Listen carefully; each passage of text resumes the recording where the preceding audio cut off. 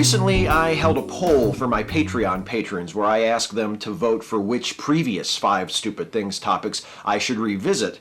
So, here are 5 more stupid things about the 5th place finisher in that poll, Fundamentalist Christianity.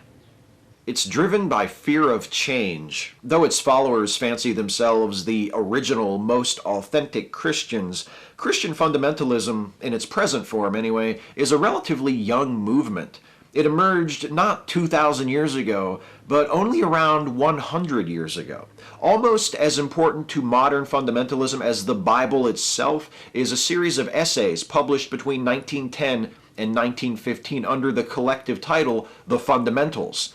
These essays preach biblical literalism and attack things like liberal theology, biblical criticism, the theory of evolution, modern philosophy, secularism, Catholicism, and pretty much anything else that can't fit under the umbrella of conservative Protestantism. Sound familiar? It's fitting that the core attitudes of a movement founded on fear of scientific, philosophical, and theological innovation should have changed so little in the last century. It encourages short-sightedness. Fundamentalists are often indifferent and at times are downright hostile to causes like environmentalism, sustainability, long-term big picture type stuff. There are 2 main reasons for this, I think. First, many fundamentalists have been conditioned to have this careless, God will provide sense of complacency that allows them to believe that no matter what happens, things will be okay in the end, for them anyway. And second, many of them believe very sincerely that the end is coming very, very soon, and that this is a good thing because it heralds the imminent return of their main man, Jesus.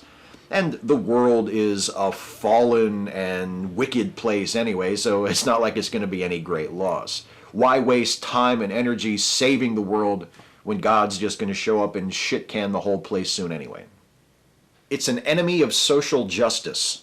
Fundamentalist Christianity has been staunchly opposed to virtually every major social justice movement since it emerged during the Progressive Era. Organized labor, black civil rights, women's rights, LGBT rights. The opposition to legal abortion and same-sex marriage in the United States is almost entirely fundamentalist Christian in character. Fundamentalist Christians are also a very influential bloc within the Republican Party, which grows more antagonistic towards social welfare programs with each passing year.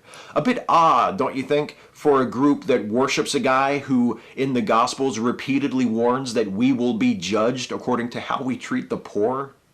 It's an enemy of religious liberty. Despite being some of the most conspicuously religious people on the planet, fundamentalist Christians are among the most tireless opponents of religious liberty. They claim to cherish freedom of religion, but their actions suggest they'd prefer to claim this freedom for themselves exclusively. Religious liberty means that people of all religions and people who identify with no religion are treated equally under the law. But fundamentalist Christians aren't taught to think of themselves as being equal to those in other faiths or those of no faith. They're taught to think of themselves as better than those people. And they're also taught to think of themselves as better than those who belong to other factions of Christianity. This arrogant sense of superiority, I feel, is the main reason it makes Christianity worse.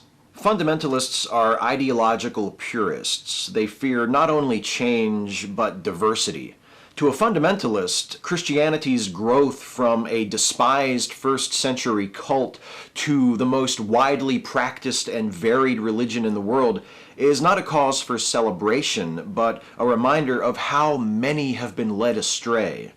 Most of those people would be only professing Christians. It's the fundamentalists who are the true Christians, those who see their Christianity as something flexible and inclusive, which calls them to work for social justice rather than against it. They're just doing it wrong. Well, maybe. I'm an atheist, so in a sense, I think that wrong is the only way that Christianity has ever done, but unlike the fundamentalists with their intolerance, fear of progress and rejection of science, at least those liberal, progressive, compassionate Christians are doing something right.